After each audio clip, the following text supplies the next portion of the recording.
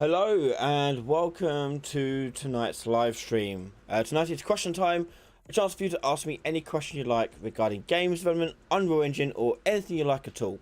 The way it works is you just put your question into chat and I'll try and catch as many of those questions as I can within the hour or so that we are here live. So I want to say massive thank you and hello to everyone who's joined us live in chat. We've got Random Trash Gamer, Carter, Pre-Sagittarius, Bartisus, Dark Soul, Brian Kerfel, and Red Squirrel. Hello, how you all doing? And Brian Kerfel starting things off with an early question. So let's get started and jump straight into his question. Okay, so Brian Kerfel's asking, I'm at work, but I want your advice. I have a Spyro-like game where when the player destroys a container, I like it to stay destroyed even when returning to the level. Now, this is something I often get asked and how this works because it is something that isn't immediately obvious. The issue we have is when a object is destroyed, that's fine, but when you leave a level, that level's unloaded. Then when you come back to the level, that level loads up and obviously everything is back the way it was. So what you need to do is able to save what items were destroyed, and that's using your save game system. So you've got to set up your save game system first of all by creating your save game class. And we'll call this one my save game. Now, when it comes to saving this data, you've got hard or soft saves. So a soft save basically means it's saved until you turn off the game. When you turn off the game, then it wipes it. So if we were to go back in after 2 days, it would be respawned back in. A hard save is the opposite. Basically, it will lock it down and that's it. It's gone. It died forever. Okay. So you're saving that information. It's even when you turn off the game, it's still saved. So in our save game object file here, along with everything else you're going to have, you're going to want to set up a couple of all your variables. In particular, you're going to set up a variable for your save game objects, and this is basically a list of objects that have been destroyed in your game. So normally my level save data, we've got destroyed objects. Ooh, that's spelling. Destroyed objects, and this would be an actor reference, but it'd be a soft reference. So actor soft object reference, and this would be an array, be a list of all the actors that have been destroyed. Likewise, you'll also want to have ones for that have been spawned in. If you want to leave stuff behind, you can do. That's totally possible to do here too.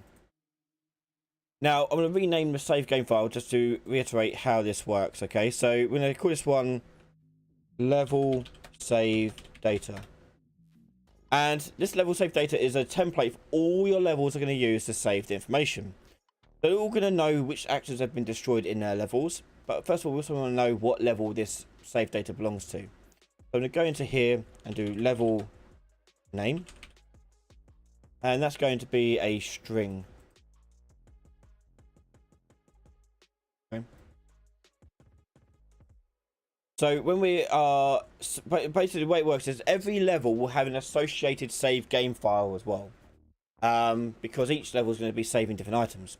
So you need to make sure you've got one for each level. But the way it works is you don't want to make different objects, like different save game objects like this, and make like this is level 1, make another one for level 2, make another one for level 3. You don't want to do that. This is instanced, remember. So you want to make sure we're using this one only, and you're putting all the things you need to do in this. So in our game, we're going to make a game instance.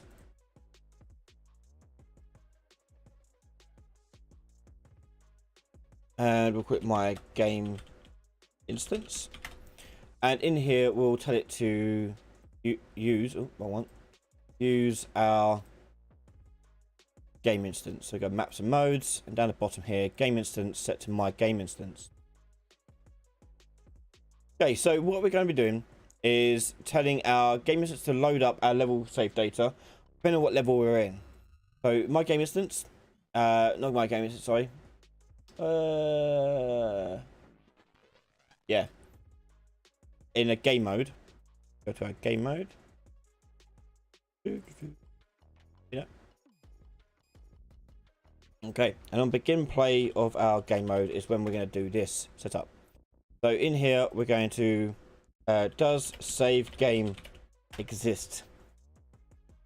And we're going to search for the level save data named after our level. So we need to get hold of get current level name. We're going to put that just before here. And we can just put this straight in here if we want. Okay. Yeah, just do that. Okay, so we put in return value into our slot name. Does save game exist into a branch? And if it does exist, great, we're going to do load game from slot. And this is going to be our current level name. Now, rather than calling this function every time, I'm just going to promote that to a variable.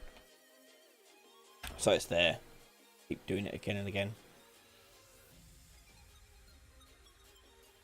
Okay, so now I can just drag that in. So load game from slot. And in here, we're going to cast to our level save data. And promote that to a variable. Now we're putting this in the game mode because the game mode is launched at the same time the level is. So every time a new level is loaded, so is a new game mode. So that's going to bring up this and save that. If it doesn't exist, we're going to create one.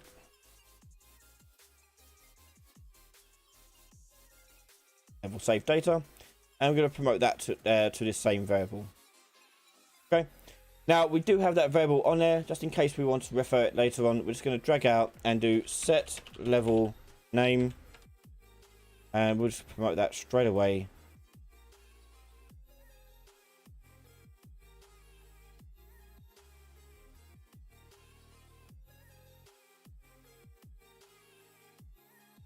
Okay, so now we've got that set up, we now want to load in all those actors that have been destroyed.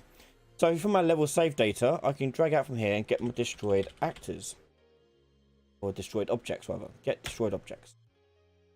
And when I go through this array, on a for each loop, I want to see if I can first of all resolve the soft object reference. And this will check to see if that object is loaded in. What a soft object reference basically is it's an object reference of something that may or may not yet exist in the loaded data. So it's going to look for it and basically be latent in how it responds to it. So that's a little soft reference to them, and it's going to resolve it to this one. And we're going to say destroy actor. Simple as that.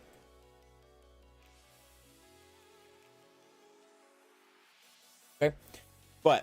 So that's that bit done. Now we actually have to send this information over to our save file. So let's go and test a few things out here. Let's make a destroyable object. Destroyable object. And in here, I'm going to make a cube. And we'll do on hit destroy actor.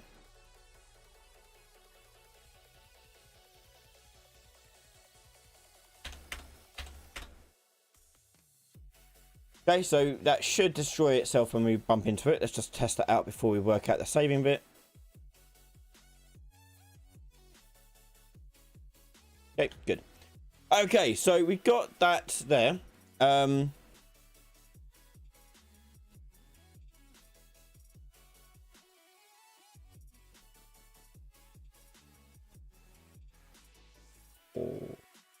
No, Anton. No. Anyway. Well, when we destroy the box here, we need to tell our save game object, our game mode, to understand that we've destroyed this thing. So on here, we want to tell this thing in our game mode, pass to our third person game mode. I'll do it before I destroy it. And on here, I want to get my destroyed objects. Oh, destroyed. Where is it? Oh no, sorry. Get level save data. Sorry, level save data, and then get the destroyed objects list.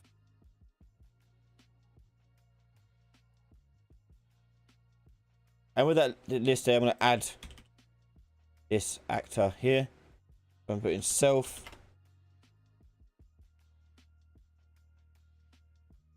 What is it? What? No, not that. Self. Okay. And plug that into here, and that will return it to a soft object for me.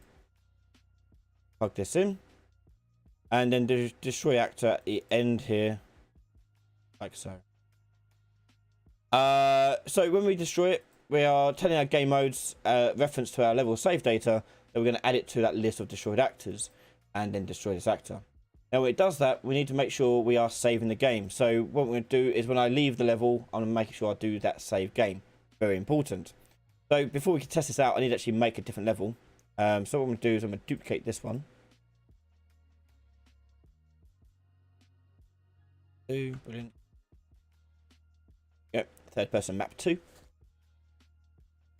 And then I'm going to go into that map and just change a few things, add a few things to it.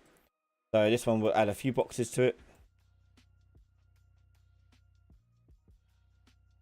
This one will just make it look visually different so you can see the difference when we load it in. Okay, that'll do. And go back to this one. Yeah. I'm going to add a few more boxes that we can destroy.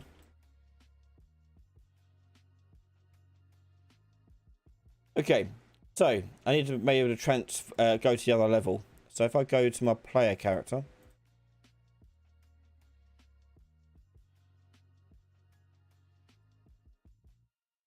and do when I push the 1 key, for example, this could be like when I enter a door or whatever it needs to do. Actually, I'll tell you what, we could probably do it in the game mode. Actually, let's see if we can do it all together in the game mode. Because if we've got begin play, stands to reason. Got end play. We do. Nice. Okay, so when we do end play on here, we're going to save the level to save data. So drag that out. And we do save game to slot. And the slot name is going to be the level name. Remember, the name. Okay. Now, we'll do the transferring over to different levels.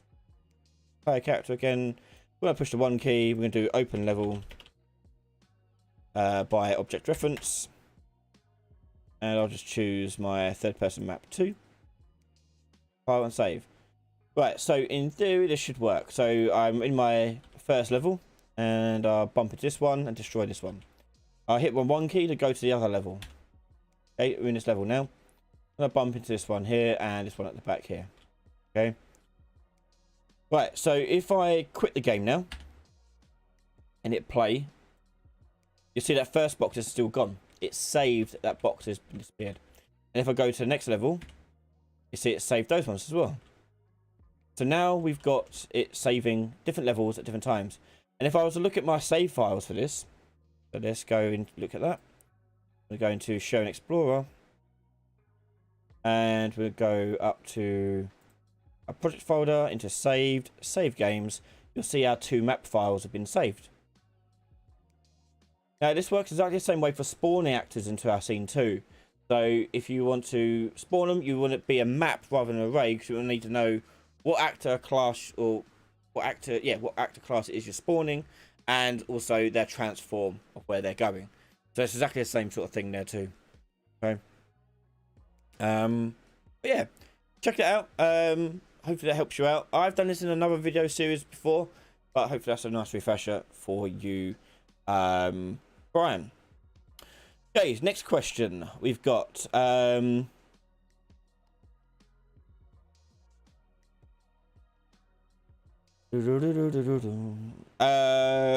Squirrel. Yes, about the opening movies, black and white.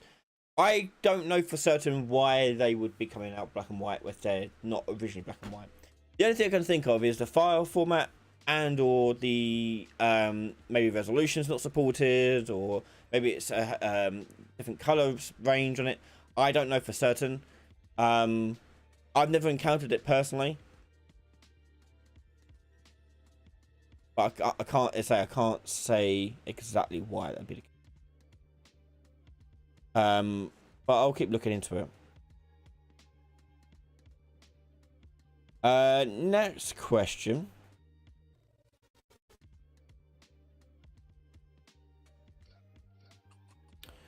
Crimson66. Hey Ryan, could you do an overview of what blueprint / variables goes into game mode, game state, and player state for a multiplayer game?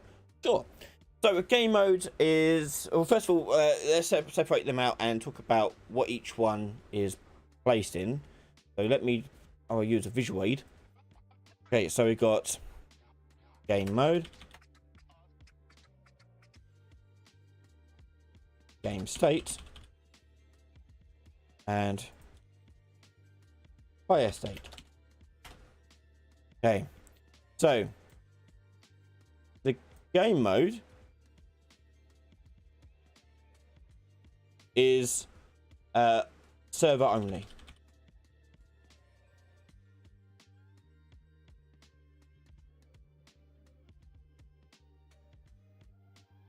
Okay, so the game mode is server only. The game state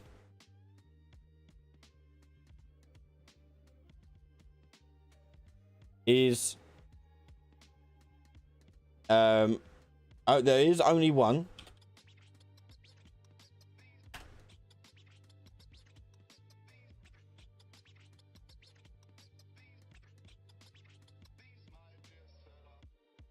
And was a good idea. And there is only one, and it is replicated from the server. Okay, so everyone can see it and access it. The player state, though,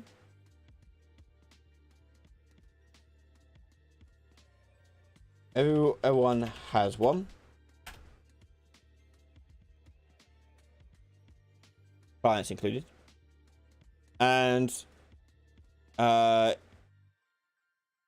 else? Everyone has one, and oh,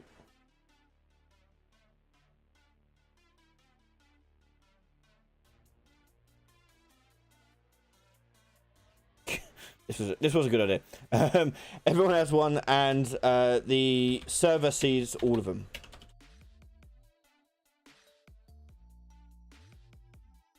Via the game mode. So the game mode can see all the player states that are in there, so the server can see them all.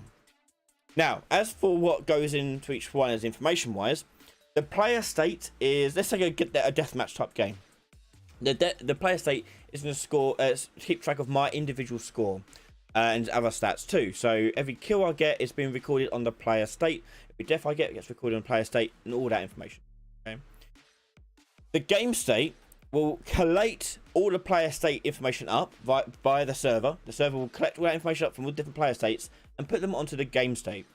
This means that all other players can see everyone else's score. So when you see the scoreboard, you can see everyone's tally of kills and deaths and so forth. That is via the game state. The game state is keeping track of everyone's scoring systems and things like that.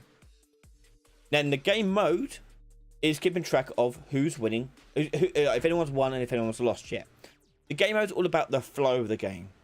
So it handles when characters spawn, when they respawn, if they've won yet or lost yet, and handles that flow from start, pre-game, game, and then post-game. It handles that flow.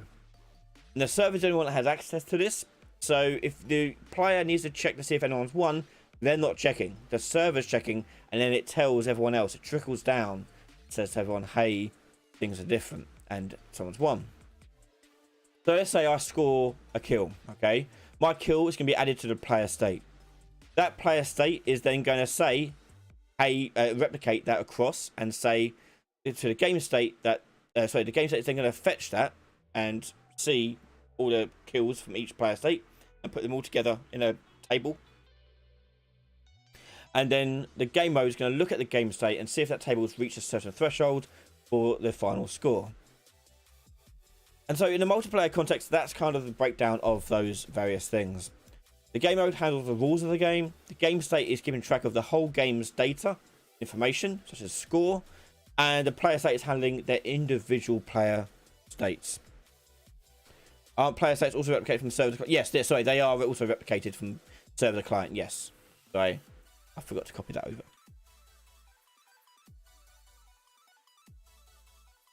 my little diagram has been a bit rubbish.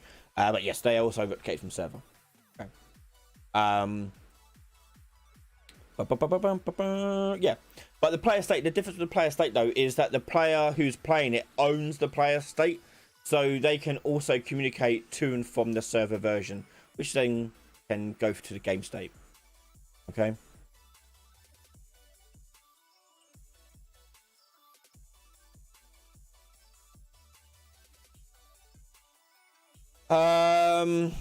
Hopefully that helps you out, Crimson.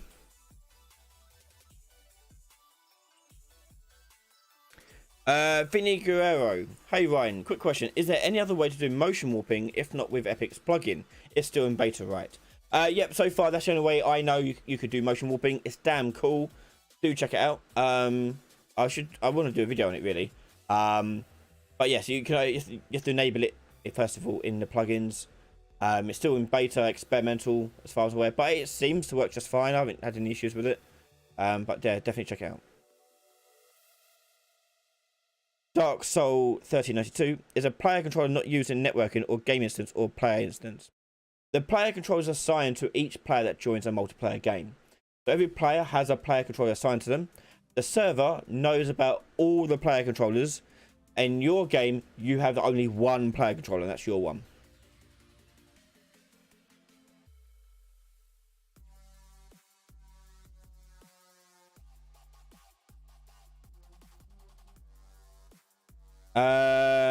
Cheers, Anton. I don't know everything, that's for certain.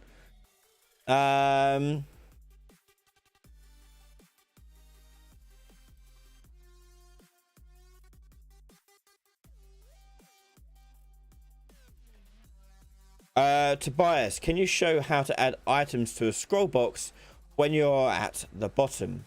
Can you explain what you mean by that? Because if you're on a scroll box, you just add an item to a scroll box, it's just going to keep appearing at the bottom of the scroll box. What do you mean? Do you mean you want it to appear at the top instead?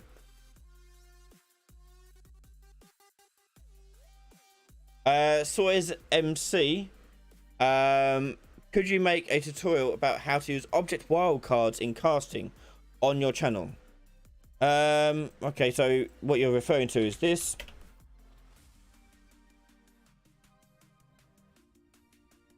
Okay, this object wildcard here, the grey one. As I've said multiple times with casting, if you're doing this first, you're doing it wrong. Casting should be a reaction to your reference. So, for example, I would have done get game mode, and then that would go. Okay, I need to cast that to my lower, my child of the class. So I do cast 2, and I'll find my what I'm looking for, my child class. Okay, if you are doing it the other way around, where you're bringing this in, yes, you're gonna have a harder time because you're now looking and hunting for an object reference when you don't know what object reference you're looking for.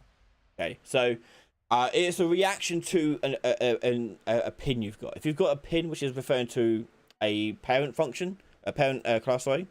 So, for example, get player character, commonly used. This just returns a character object. It doesn't return the specific character object.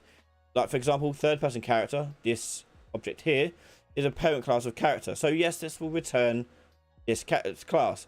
However, this pin here will only refer to the character side of this class, not the specific side of my third person character. So if I wanted to get down to my third person character, I need to cast that and change that reference to a third person character. The whole point of a cast is to transform a reference pin to a child version of that.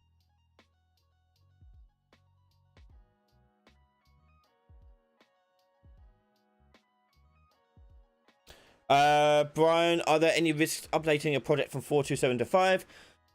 No, make a backup just in case. I'm pretty certain it makes a backup for you anyway. It doesn't delete your 4.27 file, it just makes a copy of it in 5. But yeah, back it up in case if you're particularly worried.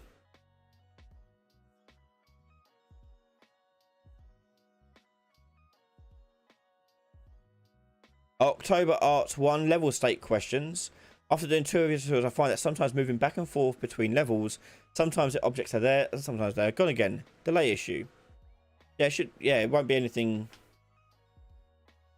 I mean, if you're talking about in editor, yeah, it shouldn't be any issue. So and it must be a delay issue in loading, possibly. I don't know.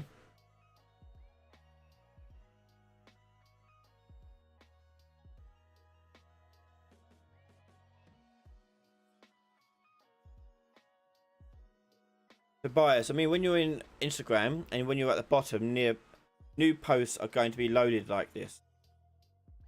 Yeah, but I mean, it's not anything the damning. So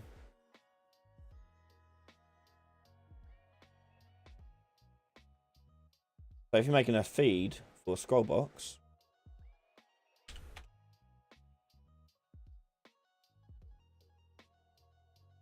okay, you got a scroll feed, and you just putting stuff into your Scrollbox. That's fine. Right, variable. On this Scrollbox here, if I go to on user scrolled and make the function for this, and I say that out is at end. Is it called? No, hang on. Scroll.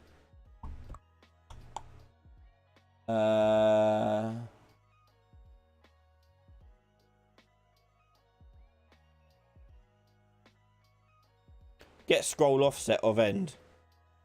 So if that is like underneath a certain amount, so if you do that and do underneath, if it's less than 50, whatever, that's when you'd make it scrolling more. And you do another custom event. Get more items and pull that from here. When you get more items, when you get the item, you just drag out your scroll box and just do add child. And that's it. And it will add, when you add a child to a scroll box, it always goes to the bottom.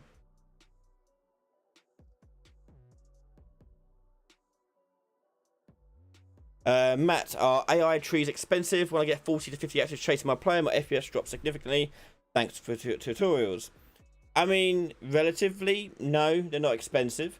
The problem's more to do that you've got 40, 50 actors chasing after you. 50 is the max by default in Unreal. If you've got more than 50 actors in your scene, then you've got to rethink how you're handling AI in your game.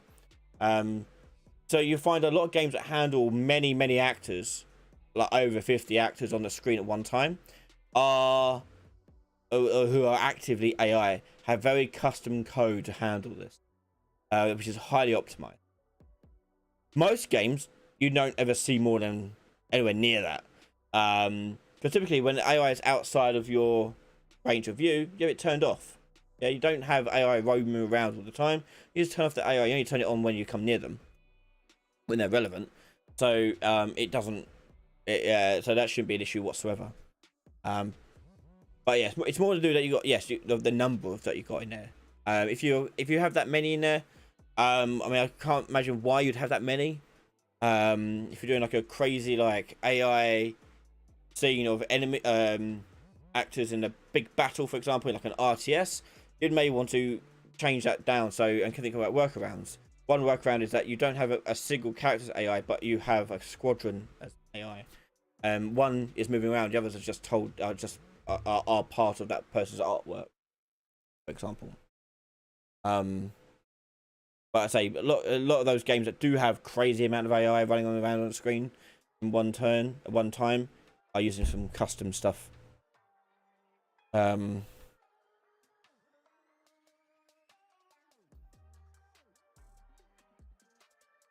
Equinox question: I've seen some people saying using delays is terrible. Does this only apply to multiplayer games? Is it because it can cause issues because of frame rates? What would be the best approach then? So a delay is useful, but you don't want to use it like a timer. You use a timer for that. The problem with delay is that it stops any execution happening until the delay is finished. So the whole point of delay is if you just need something to execute slightly later than something else. But it's hard to control when stuff loads in or when stuff executes. For example, I may have two actors and one actor may be reliant on the first actor. However, that first actor needs to be able to spawn its default stuff in first in order to be able to do its job. So therefore, you put a delay on that second actor, saying like, "Hey, wait for half a second or 0.2 of a second, and then you can crack on and grab what you need to get because it will have it by then." So that's the real use for a delay. It's not a timer. So yeah.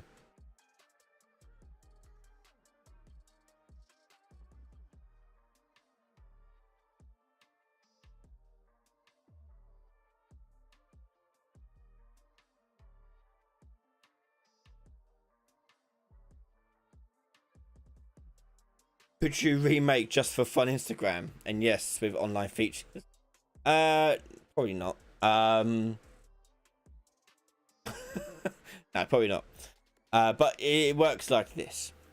The get more items thing would be like a web call to find more, like to get an array of like another 50 items. Add all of them to the box.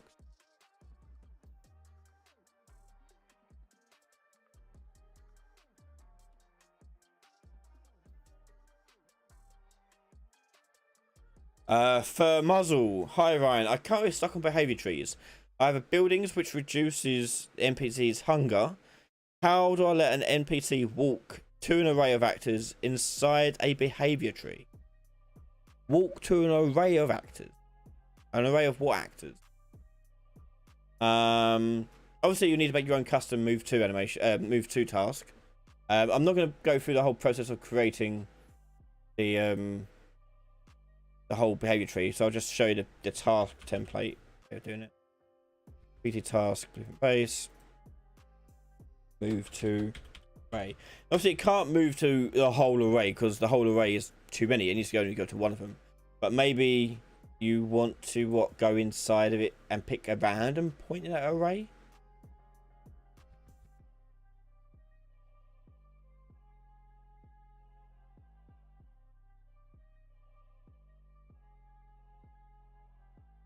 The actor is the building.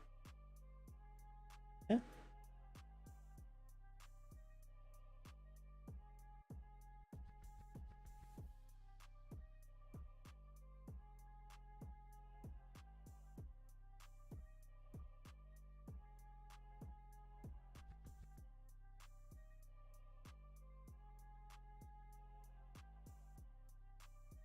I think it's low then. Oh, okay. Yeah, okay. Is it going to the nearest one or whatever? Yeah, I guess. So yeah, you just have to do you have to just do the logic inside of your task. So you can just go get all actors of class.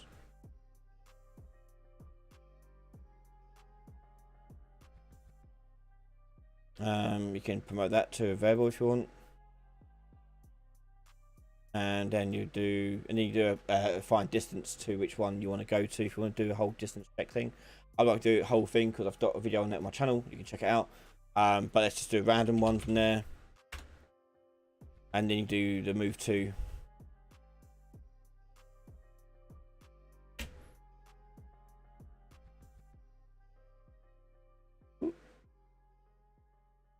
And because if you've got this as a variable that's editable on the behavior tree, I'll see that as an option I could change. Okay.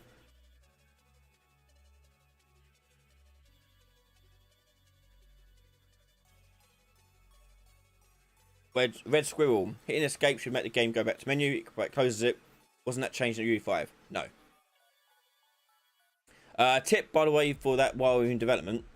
If you want to use escape as a pause menu in your actual game when you make it, whilst you're editing and checking out the game, when you add in like here, pause menu, and you make the escape key the pause menu, whilst you're making the game, just tick it to be shift as well. So you have to hold down shift and then escape, and bring it up. That way it doesn't cause any issues to back out of the game.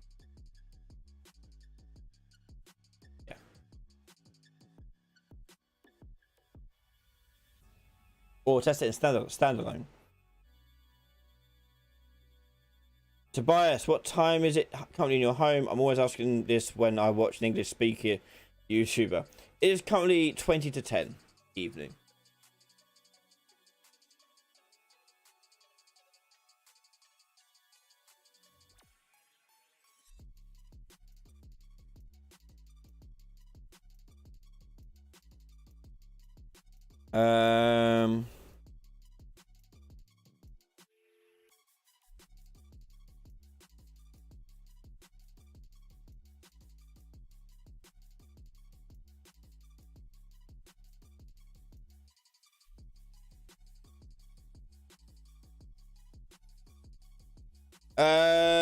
Okay, got a few questions about replication and multiplayer stuff. Okay, let's try and answer them. So Dark Soul is asking, widget replication. Can't replicate widgets. You'll replicate the widgets are looking at, but widgets are appearing on your screen only. So you can't replicate. Yeah. You can replicate variables and functions inside of them, but you can't, you're not replicating the widget itself.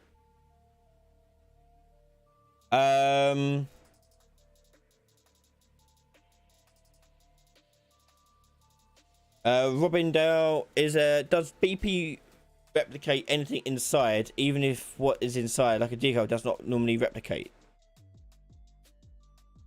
Huh? Does BP replicate anything inside it, even if what is inside, like a decal, does not normally replicate? I'm not entirely certain what you're asking there, Robin. But if you're on an actor, okay, player actor, if you want to handle any replication events whatsoever or variables, you need to make sure that their class defaults is set to replicate over here. If that's not turned on, it won't replicate anything no matter what settings you have in it.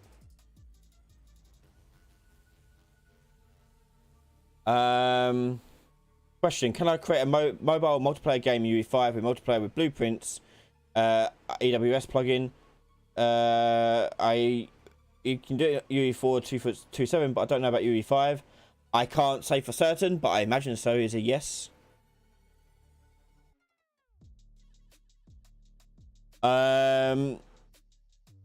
Do you IDDKFA? Do you have any plans on making a tutorial series of Common UI? Not really. I haven't really looked into it too much, to be honest, because I don't need to look at that stuff really. But could do. I don't know. I'll look into it more and let you know.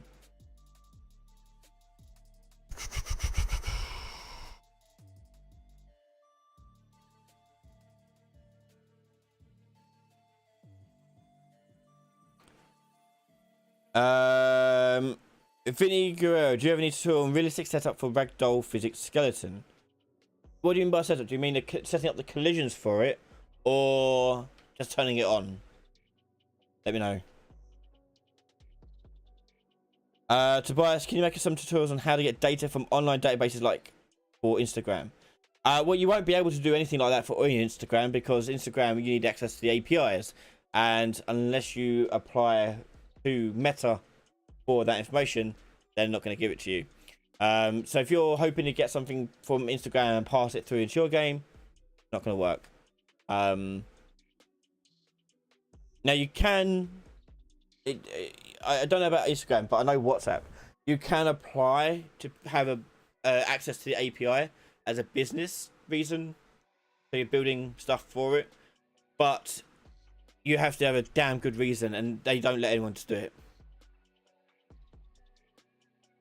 But if you want to get information for Instagram, I mean, Instagram, it's just a database, so it's just returning a JSON. It's way too much to go into right now, because you have to set up the back end and servers and all that. There's loads of stuff you have to do. But you're eventually using JSONs. I haven't labeled it.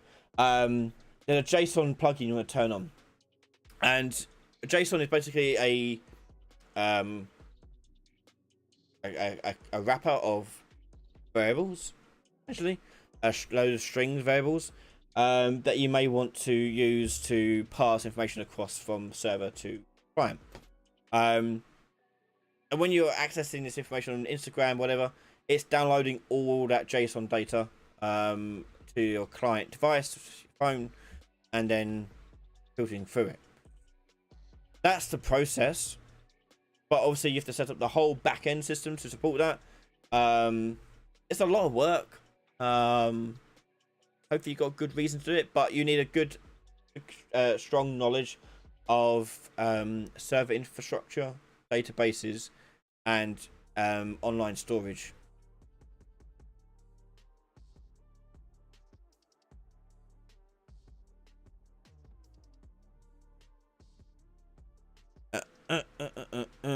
Barter says, for tier Patreon, you get access to Patreon files or action RPG tutorial. It's the gold Patreon. At least gold, anyway.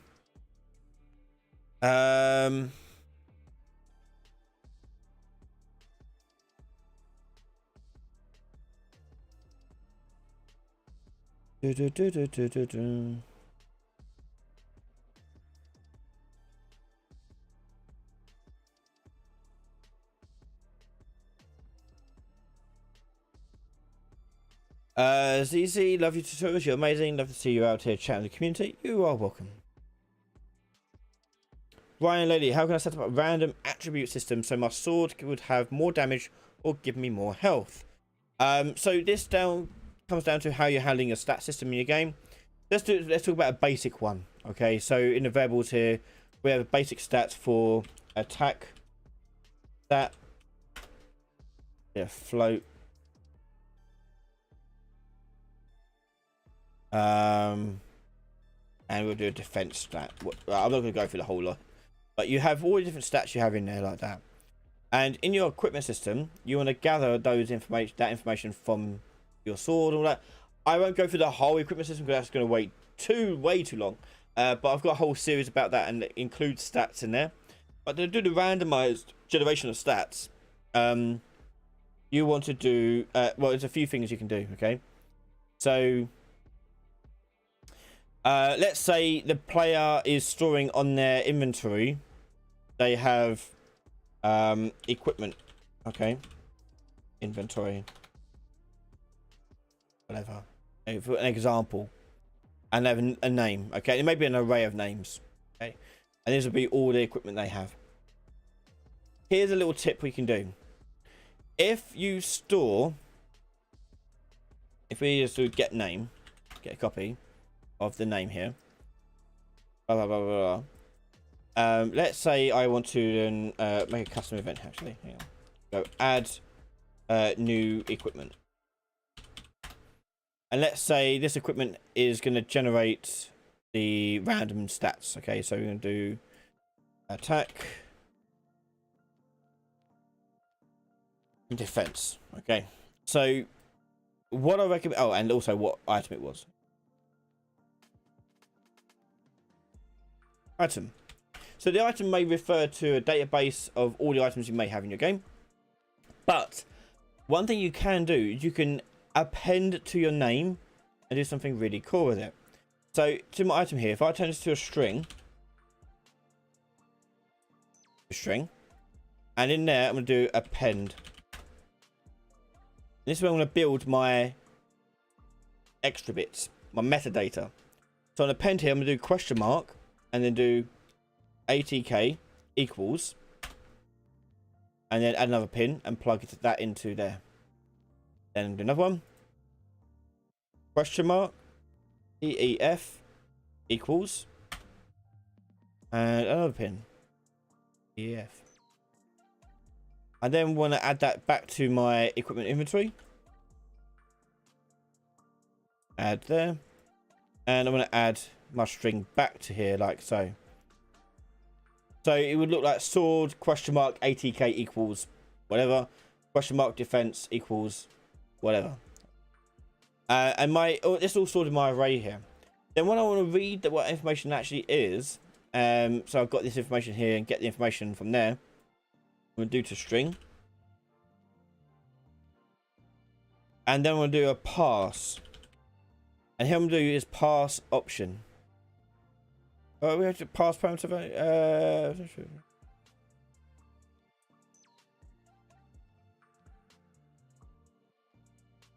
Oh, cool. We got okay. So we got this one, pass prime value. You can use this one, or you can do pass option. Both do the same thing. Pass prime value. Just put in the param, so this will be 80k, and this will output the bit after the equals. And likewise, I can do it for the same for defense to get those stats out of it. So basically, I'm storing the name of the item all together with the various stats it's generated, and that's how I'm saving. I'm saving that list of names to my save file. No way I don't have to save a complicated struct or anything like that. I can just save that.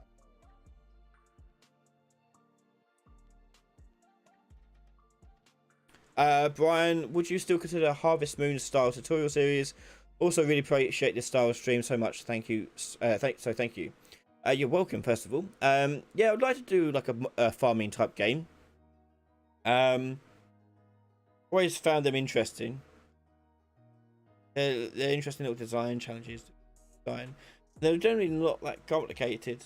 I think. So yes, it's on the be on the card still, but when it gets done, I have no idea. As there's quite a few things we're doing at the moment. With regards to that Fire Team, for example, series being done, completed. The new FPS RPG has been in development with the new quest system that's in development. More AI stuff is coming. There's quite a few things on the docket at the moment. But say I don't know when, but it could be something interesting to look out for in near future, definitely. So it's something I'm personally interested in.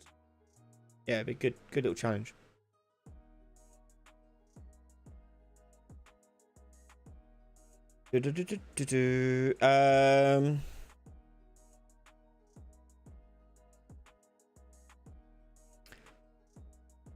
Vinny, yeah, because the Ragdoll physics constraints are weird considering the standard many skeleton, so I'm not sure what to change there for realistic Ragdolls. I mean, define realistic. You know, you can go as nutty as you want with it. So if what you want to be, just experiment with it, and see what feels and looks right. So just go into your physics asset here, and just mess with the constraints. So click on here, look at the constraints here, spine. They've called the spine here, and go look at what we've got for constraint wise over here. So constraint behavior, disabled collision, yeah, and then you've got locked in motion, which is what you want. But then we've got some limited swing movement. Being a ball joint, it makes sense. It can go in all directions, but maybe you want to limit that even further. Saying how it could rotate is a little bit more limited. Experiment with it. That's all I can suggest. To get what you feel is more realistic, because realistic Ragdoll is sort of is like a very subjective term. Yeah. Yeah, they're the things you want to change. Oh, pardon me. Getting tired.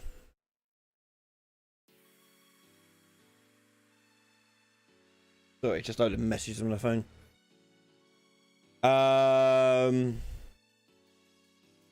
Josh Ibarra. Hey Ryan, thanks for everything you put on the channel. It's been a big help. You are welcome. How do you keep an AI from getting stuck on another AI while using a behavior tree? Now, I've shown this before in a previous question time. But when you're creating AI, so imagine this is my AI character. You want to go to the character movement, and you want to turn in RVO avoidance. This one down here. Turn that on. Otherwise, you're looking at a crowd manager system. But RVO avoidance is the basic one, and it should do most of the work for you.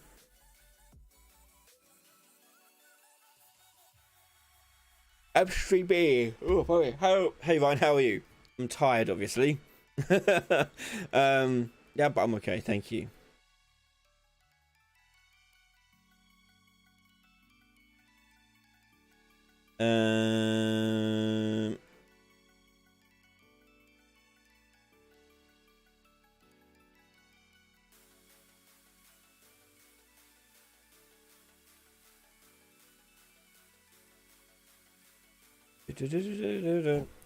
How to create...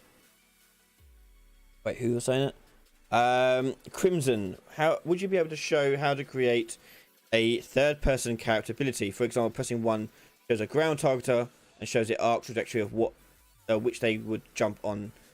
then left click to execute it. Okay. I mean, yeah, gonna take a bit of time to set up. I don't have any ability stuff stored on. Hang on, let me.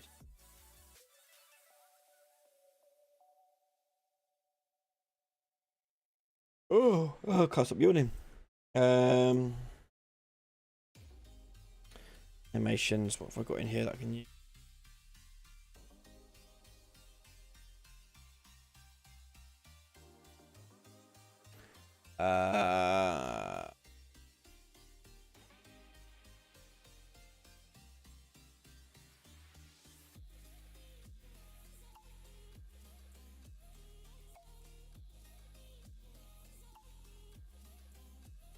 Okay, so let's just make a very simple. While that's downloading and installing, let's make a very simple decal that will appear as our targeter. So I'll make a new folder, keep this organized so you can see what goes into this. So the targeter, material,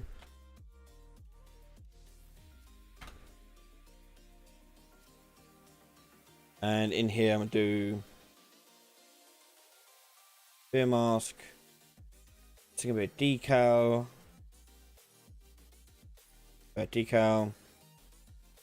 translucent, and we'll put that into emissive color there, and there, 0.5 to get the center point. Radius we'll do 0.5 again, and now we should have a circle. Yep. Save. If we do a ring, I'll show you how to do a ring quickly. Might as well. I'll take the same thing, just copy it, paste it. Make the radius of this one slightly smaller, so 0.45. And this one you do subtract.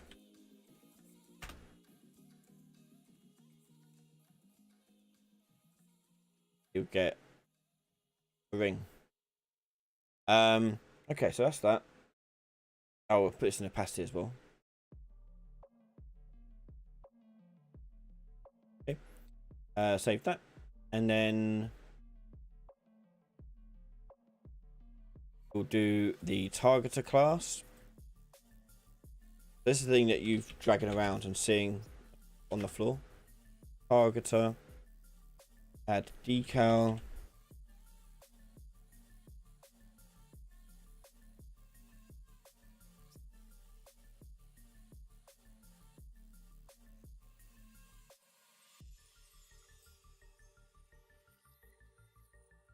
Do that. Drag that in.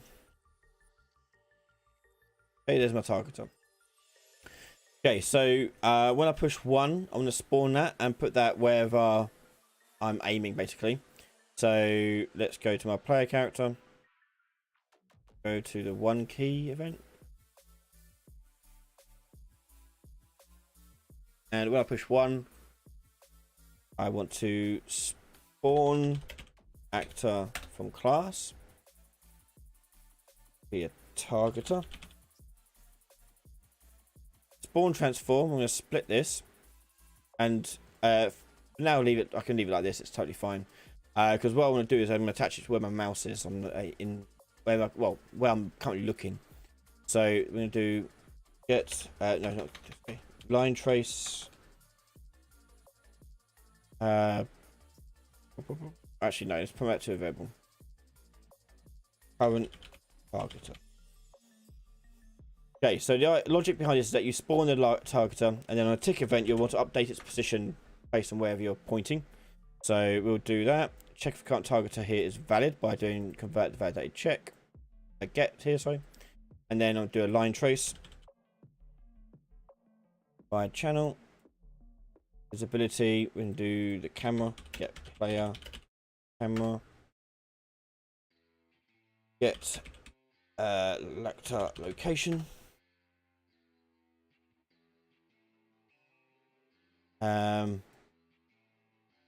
Get forward vector. Multiply this by a large number, so we'll do, I don't know, 2000. And we're going to add that onto here.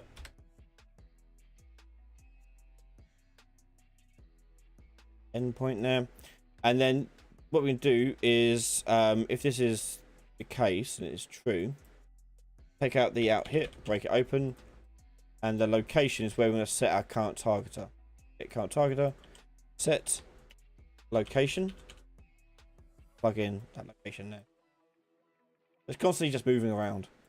So test that out. Game, push 1. There's my thing. And if I move around, you can see I can put it out, put it in. Where I like. So let's say I put it there. I want to work out the trajectory and draw that trajectory there. Now the drawing of that trajectory is going to be either a spline or a particle effect. So what we can do is we want to work out the launch velocity that we want to send this on. So on this active location here, I want to suggest projectile velocity with a custom mark. And we're going to do a start position of the actor location, the player location, get actor location. The end position is going to be the location of the targeter. So, we're going to override, yeah, we'll leave that alone. It gives us a launch velocity. So if I were to push 1 again, go up to 1 again here, we're going to do, first of all, check to see if we've currently got a targeter. And if we don't, we're going to spawn one. But if we do, we're going to launch our character. And we're going to launch our character to this launch velocity. So I'm going to promote that there and do current target velocity. Or vector, whatever you want to call it. And on here, when we push it again, I'm going to take my current vector velocity. And we're going to do launch character. And put that in there, tick in both these boxes. And then I'm going to clear my current targeter. So get that. Oh, sorry. Not yet. Take this out and get and then destroy actor.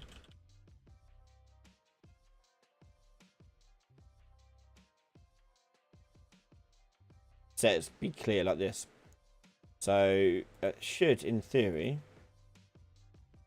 spawn this and I hit 1 again. My character. So if I aim there, I might have to override gravity.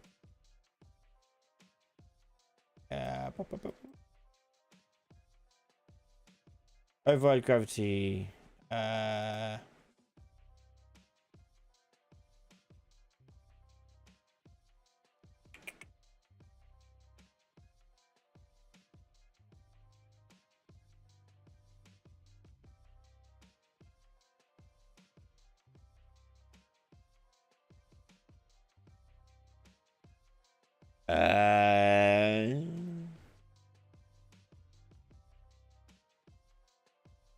Make sure I've got the right one. I've got the wrong one last week, so yeah, no, I've got it. I think we'll just leave that as 0. Should be fine.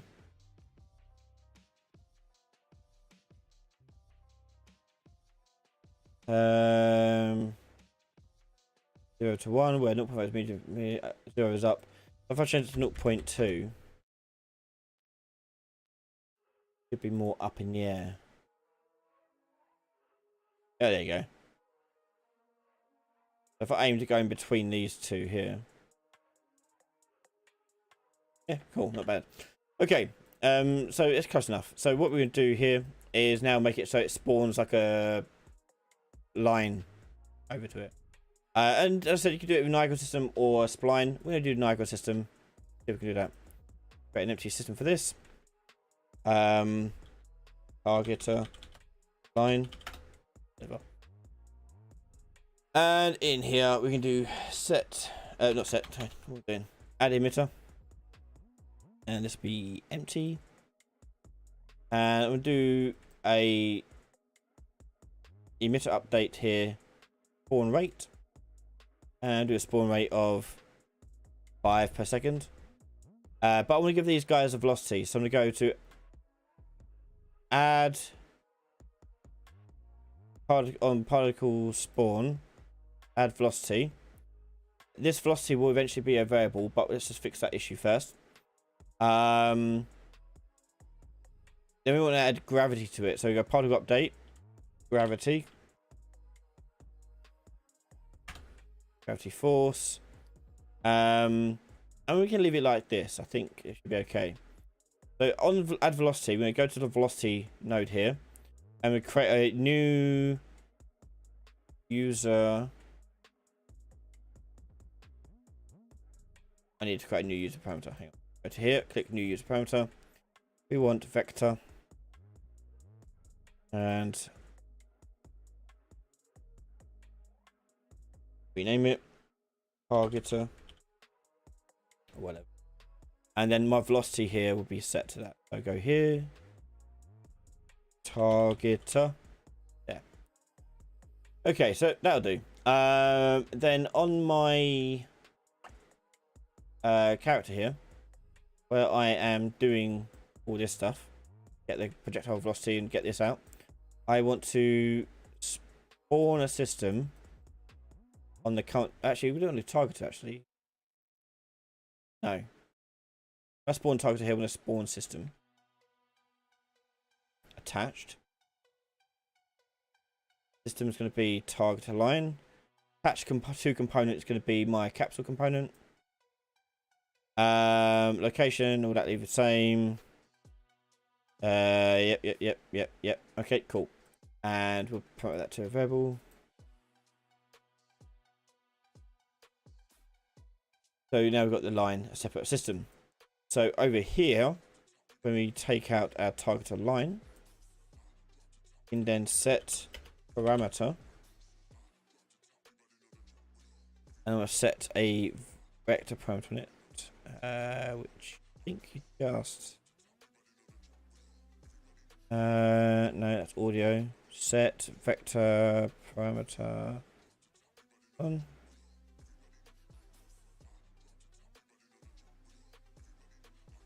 I think it's this one.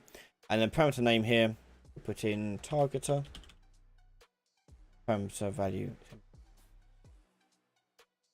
C goes through just.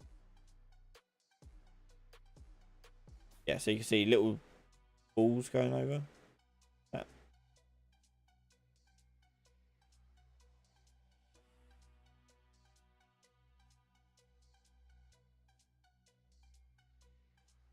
So to indicate where I'm going to go. 1K again. Yeah. Obviously you want to destroy the targeter line when you are jumping and so forth, but yeah, that's the start of it there. We're gonna have to end it there, unfortunately, but if it's something you want to see more of, just let us know, and if we want me to take it further into a actual video, we can do, but that's the hard part done. The rest is just removing it, making it look pretty, and then doing the effect when you land to blow stuff up or whatever you want to do.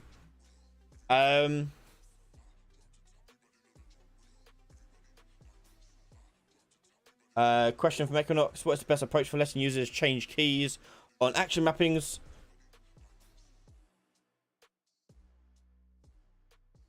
Remove and add new one. Yeah, could do. Yeah, pretty much. That's a good way, or a way of doing it. For those who don't know, you just get the input settings from here, and then you can get action mappings. You can add an action mapping, or then remove an action mapping. So yeah, that seems like the best way of doing it. Just remove it and then add a new one to it.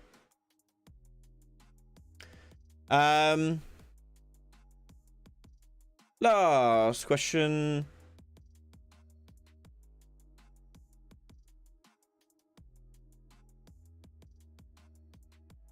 A general thank you to everyone's nice messages. There's loads of little nice messages and people's gratitude. So thank you so much. Thank you so much.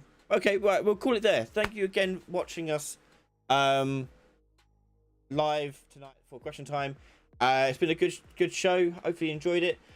Next week we've got another live stream, another question time ready to go. So come see us next time for more questions and answers. If you'd like to watch the video of demand of this week's episode, as well as last week's episode, head over to patreon.com/RyanLady, where all my available videos are available early for all people who are donating over there, regardless of what tier you're on. You get all the videos early. Everyone else on YouTube will get it in a couple of weeks' time, so it will come out. Just have to be a bit more patient. That's all.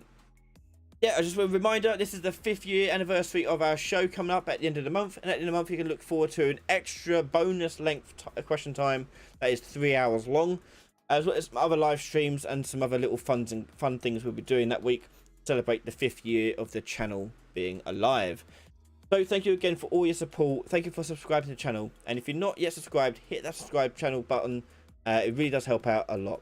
Thank you so much, everyone. Have a great evening. Good night and stay safe. Bye, everyone.